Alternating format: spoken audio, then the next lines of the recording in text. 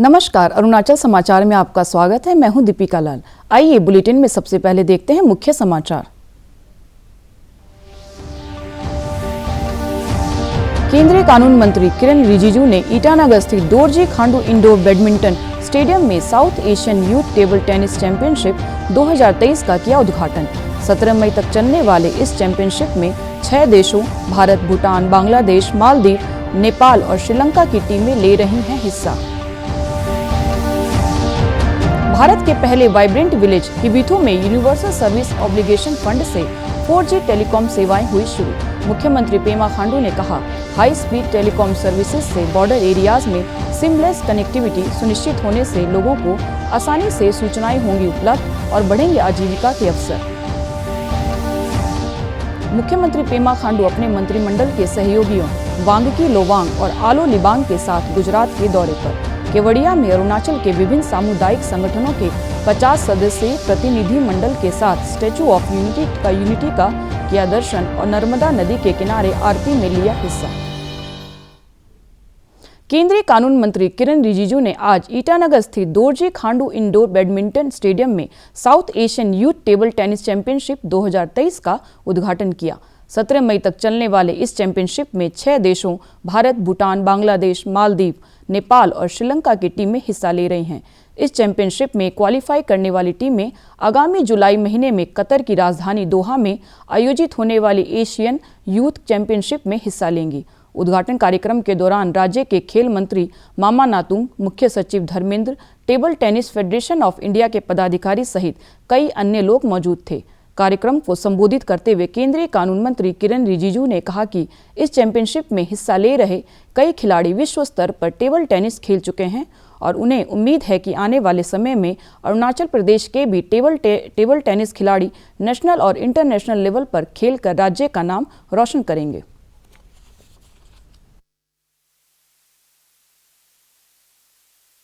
ये south Asian youth table tennis championship Itanagar में होना अरुणाचल के लिए बहुत बड़ा कामयाबी भी है, उपलब्धि भी है, क्योंकि टेबल टेनिस दुनिया का एक बहुत पॉपुलर स्पोर्ट में माना जाता है और टेबल टेनिस बहुत कन्वीनियंट एक स्पोर्ट है जो स्कूलों में, कॉलेजों में और अलग अलग संस्थाओं में भी ये खेला जा सकता है। इसके लिए बहुत बड़ा जगह ज़रूरत नहीं पड़ता है। तो टेबल टेनिस को पॉपुलराइज करने के लिए ये अच्छा एक इवेंट आज शुरू हुआ है। टेबल टेनिस अरुणाचल का जो टीम है उन्होंने अच्छा आयोजन किया है, अच्छा अरेंजमेंट किया है। स्टेट गवर्नमेंट ने इसको बहुत अच्छा से साथ दिया है। मैं चीफ सेक्रेटरी को भी देखा, उसका पूरा ऑफिशियल टीम यहाँ लगे हुए हैं। अरुणाचल का जो स्पोर्ट्स मिनिस्टर मामा नातुंग साहब खुद यहाँ आज आए हैं और चीफ मिनिस्टर साहब ने लोगो और इसका ड्रेस वगैरह जो उस दिन लॉन्च किया है। और मैं मानता हूं कि table tennis federation of India का ओर से कमलेश जी और पूरे टीम जो यहाँ आए हैं बहुत अच्छा सपोर्ट मिला है। और साउथ एशियन टीम्स के जितने प्लेयर्स हैं ये सब इंटरनेशनल टॉप प्लेयर्स में से आते हैं और इंडियन टीम जो आए हैं ये भी सब इंटरनेशनल प्लेयर हैं। ये लोग मेडल जीते हुए हैं क्योंकि काफ़ी कम उम्र में इंटरनेशनल स्टैंडर्ड सब पहुँच चुके थे। और मैं NSPC को भी धन्यवाद देता हूँ। मेरे रिक्वेस्ट पर उन्होंने कुछ राशि मदद किया है इसका गेम आयोजन करने के लिए। और फाइनली मैं पूरे अरुणाचल के जो हमारे यंग प्लेयर्स हैं उसको अपील करता हूँ कि इतना बड़ा इंटरनेशनल टूर्नामेंट यहाँ हो रहा है, इसका आप लोग आके एंजॉय कीजिए और इनकरेजमेंट कीजिए और साथ में कुछ सीखिए ताकि अरुणाचल जो है भविष्य में बहुत बड़ा एक स्पोर्टिंग स्टेट का रूप से उभर के आएगा। मेरा सपना है कि बहुत जल्द अरुणाचल से भी ओलंपिक्स तक कोई ना कोई खिलाड़ी जाना चाहिए। हम लोग बहुत कुछ कर रहे हैं अभी। आज तो टेबल टेनिस का बहुत बड़ा इवेंट है। मैं सबको मेरा तरफ से एक बधाई भी देता हूं और खिलाड़ियों को मेरा तरफ से शुभकामनाएं देना चाहता हूँ। नॉर्थ ईस्ट का है, आसाम से प्लेयर है यहाँ और बाकी स्टेट से नहीं है। तो हम चाहते हैं कि फ्यूचर में अरुणाचल से भी इंडिया टीम में ज़रूर खेलना चाहिए।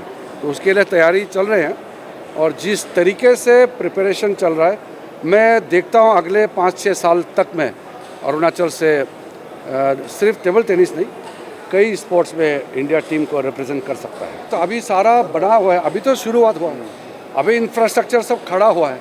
अब इंफ्रास्ट्रक्चर को इस्तेमाल कैसे करना है उस पर हम लोग सब सोचेंगे।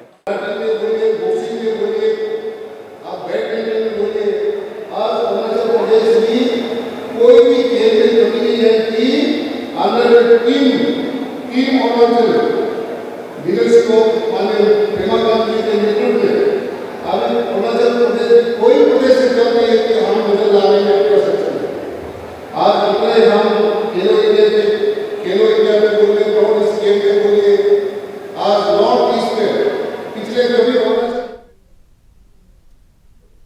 ईटानगर में आज से शुरू हुए south Asian youth table tennis championship में हिस्सा ले रहे अंडर 19 कैटेगरी के खिलाड़ी काफ़ी उत्साहित हैं और उन्हें इस चैंपियनशिप में अपनी टीमों के शानदार प्रदर्शन की उम्मीद है। पेश है भारत, बांग्लादेश, मालदीव और श्रीलंका के खिलाड़ियों से दूरदर्शन समाचार की खास बातचीत।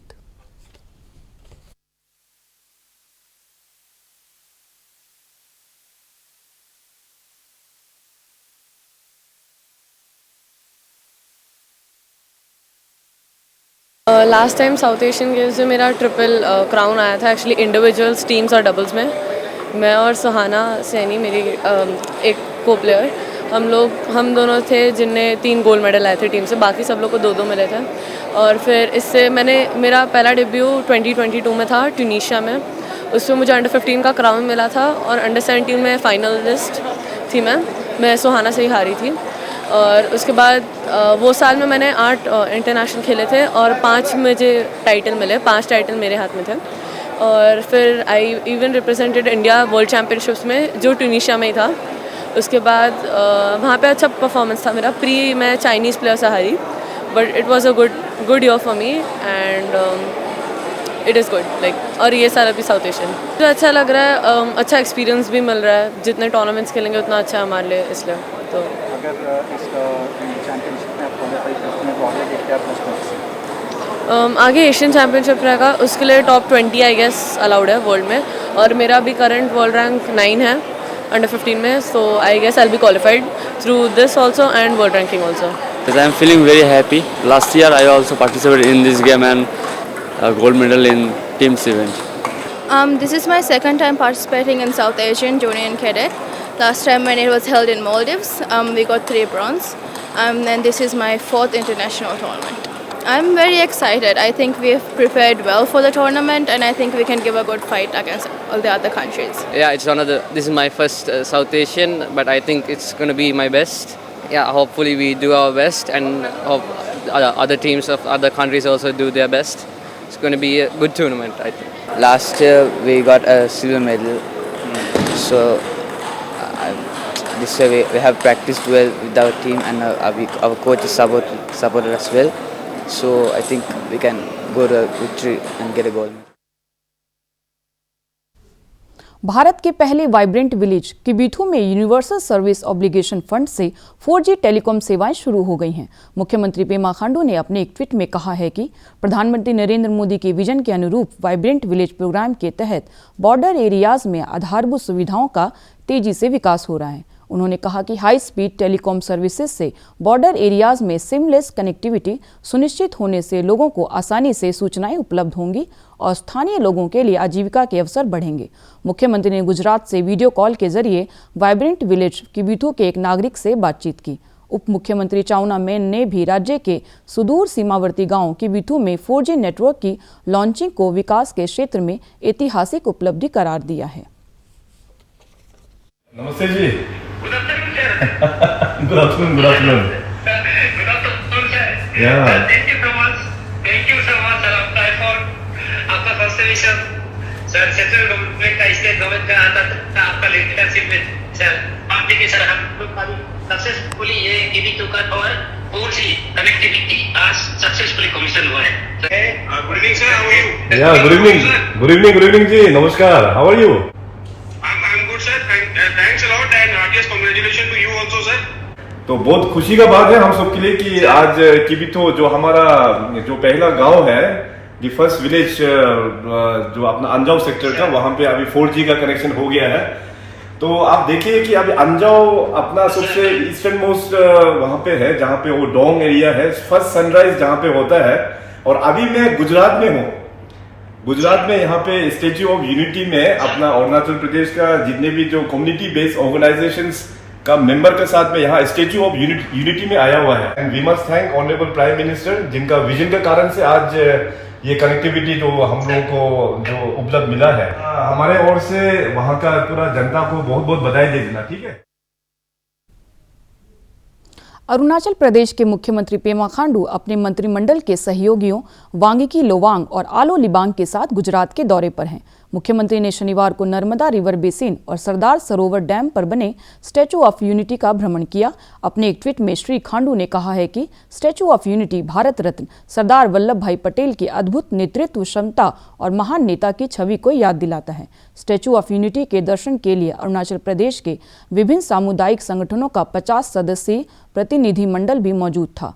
मुख्यमंत्री ने कहा कि स्टैचू ऑफ यूनिटी पर राज्य के प्रतिनिधिमंडल की मौजूदगी प्रदेश की अनेकता में एकता के उत्सव के प्रदर्शन का शानदार अवसर था। उन्होंने केवड़िया में नर्मदा नदी के किनारे आरती में हिस्सा लिया और सबके लिए अच्छे स्वास्थ्य और समृद्धि की कामना की। 1986 बैच के कर्नाटक कैडर के आईपीएस अधिकारी प्रवीण सूद को केंद्रीय जांच ब्यूरो सीबीआई का नया निदेशक नियुक्त किया गया है। केंद्रीय कार्मिक और प्रशिक्षण विभाग द्वारा जारी एक विज्ञप्ति के अनुसार उनकी नियुक्ति 2 साल के लिए है। आईपीएस अधिकारी प्रवीण सूद इससे पहले कर्नाटक के पुलिस महानिदेशक भी रह चुके हैं। प्रवीण सूद सीबीआई के मौजूदा निदेशक सुबोध कुमार जायसवाल की जगह लेंगे, जिनका कार्यकाल पूरा हो गया है। पीएम मोदी की अध्यक्षता वाली उच्च स्तरीय कमेटी ने प्रवीण सूद का नाम फाइनल किया। इस कमेटी में पीएम मोदी के अलावा मुख्य न्यायाधीश डीवाई चंद्रचूड़, नेता विपक्ष लोकसभा अधीर रंजन चौधरी भी शामिल रहे। क्रादादी जिले के पापे विलेज में शनिवार को मिथुन मेला लगाया गया। तासार विलेज में आयोजित मिथुन मेले में 100 से अधिक मिथुन का टीकाकरण किया गया। इस अवसर पर स्थानीय विधायक बालो राजा, एडीसी चारू निल्ली सहित कई अधिकारी और पशुपालक मौजूद थे। मेले के दौरान किसानों को उन्नत तरीके से मिथुन पालन के बारे में जानकारी दी गई और उन्हें पशुओं का समय समय पर विभिन्न बीमारियों से बचाव के टीके लगाने की सलाह दी गई।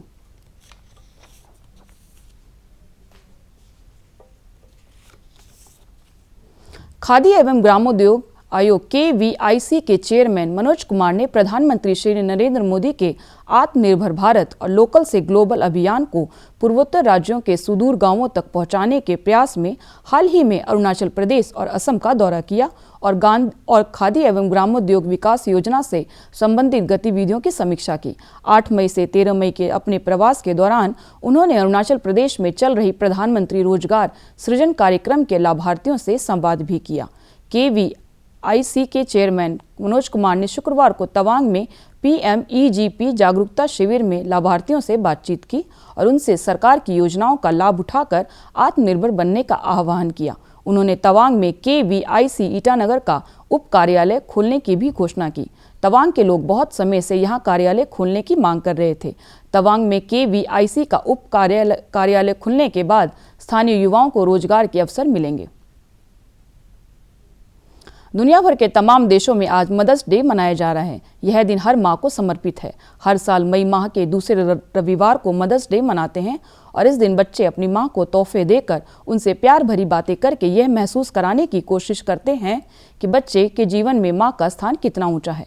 मुख्यमंत्री पेमा खांडू ने मदर्स डे के माताओं को शुभकामनाएं देते हुए बच्चे के पालन पोषण और उनके सर्वांगीण विकास में माँ के योगदान को नमन किया है।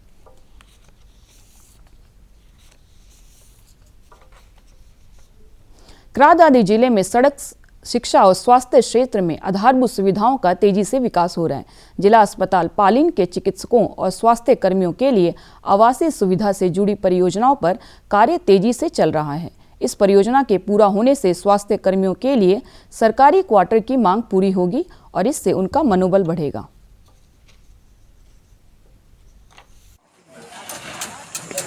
ये जस्ट कर्सी विजिट है।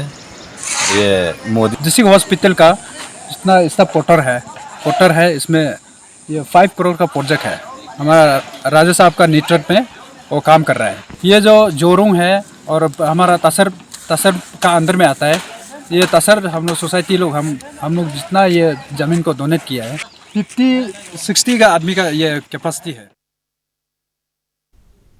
तवांग के जिला उपायुक्त के.एन. दामो ने सेना के अधिकारियों की मौजूदगी में जेमीथांग क्षेत्र में सीमा सड़क संगठन के कर्मयोगियों को जैकेट्स वितरित किया। गुड़गांव के हंस फाउंडेशन और अरुणोदय वेलफेयर सोसाइटी तवांग के सहयोग से बीआरओ के कामगारों का मनोबल बढ़ाने के लिए उन्हें जैकेट्स वितरित किए गए।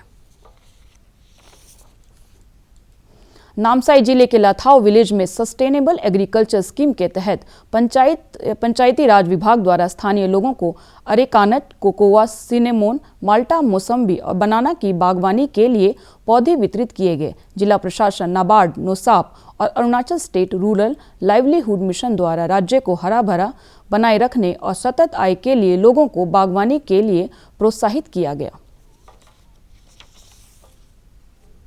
कैंसर के इलाज के लिए इंडिया में एक आधुनिक तकनीक आई है जिसे प्रोटोन बीम थेरेपी कहते हैं। मुंबई में खारघर के टाटा हॉस्पिटल में प्रोटोन बीम थेरेपी से कैंसर रोगियों का इलाज किया जा रहा है। गरीबों के लिए ये थेरेपी निःशुल्क रहेगी। बीमारी से निपटने में अब स्वदेशी तकनीक से तैयार प्रोटोन थेरेपी बेहद कारगर साबित होने जा रही है। भारत में पहली बार नवी मुंबई के खारघर के टाटा मेमोरियल सेंटर में प्रोटोन थेरेपी शुरू की जा रही है, जो बेहद ही आधुनिक है। आमतौर पर कैंसर मरीज को कीमो के इलाज में पीड़ा से गुजरना पड़ता है। रेडियोथेरेपी में भी मरीज की त्वचा के साथ साथ हड्डी, ब्रेन, दिल और आंख को भी नुकसान पहुंचता है, जबकि प्रोटोन थेरेपी इन सभी दुष्प्रभावों से मुक्त है।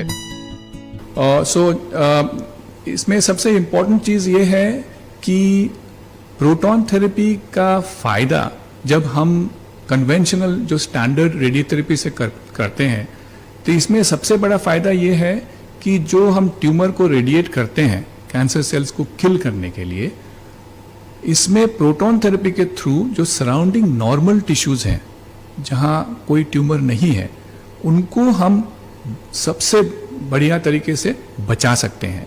प्रोटॉन थेरेपी का एक बहुत बड़ा इम्पैक्ट होगा बच्चों का ट्रीटमेंट में, उनमें साइड इफेक्ट्स कम करने में। बच्चों के सिवाय बाकी और भी जगह हैं जहां पे प्रोटॉन थेरेपी का बहुत ज्यादा फायदा है। प्रोटोन थेरेपी दुनिया की सबसे उन्नत विकिरण चिकित्सा उपचार सुविधा मानी जाती है। प्रोटोन थेरेपी प्रोटोन बीम के जरिए काम करती है। प्रोटोन बीम को मरीज के कैंसर वाली जगह पर भेजा जाता है और कैंसर को खत्म किया जाता है। खास बात यह है कि प्रोटोन थेरेपी मशीन 360 डिग्री पर घूम सकती है और अलग अलग एंगल से बॉडी में कैंसर पर हमला कर सकती है, जिसकी वजह से बाहर बॉडी पर उसका अधिक असर नहीं पड़ता। साथ ही ये सुविधा गरीबों को निःशुल्क दी जाएगी। निःशुल्क सुविधा के लिए प्रोटोन थेरेपी सेंटर में अलग से रूम दिया गया है। और अगर आप प्राइस कंपैरिजन करें, अगर मैंने एक पेशेंट को आज अमेरिका में भेजा और वहाँ अगर मैंने एक पेशेंट का ट्रीटमेंट किया, उसका कॉस्ट अभी करीब 150 to 200,000 US डॉलर्स होता है एक पेशेंट के ट्रीटमेंट के लिए। हमारे जो 1000 पेशेंट हम ट्रीट करेंगे साल का, उसमें से करीब 40 से 50% पेशेंट्स हम लोग कम्प्लीटली फ्री ऑफ कॉस्ट करेंगे। एंड स्पेशली इसमें इम्पोर्टेंस हम देंगे जो चिल्ड्रन हैं। सो हमारा ये एफर्ट होगा कि करीब 40 to 50% ऑफ पेशेंट्स हम लोग कम्प्लीटली फ्री ऑफ कॉस्ट करेंगे। अरुणाचल समाचार के आज के अंक में इतना ही। हम कल फिर हाजिर होंगे अरुणाचल और देश दुनिया की खबरों के साथ। चलते चलते आपको बता दें कि आप अरुणाचल समाचार हमारे YouTube channel DD news Arunachal पर भी देख सकते हैं। देखते रहिए अरुण प्रभा। नमस्कार।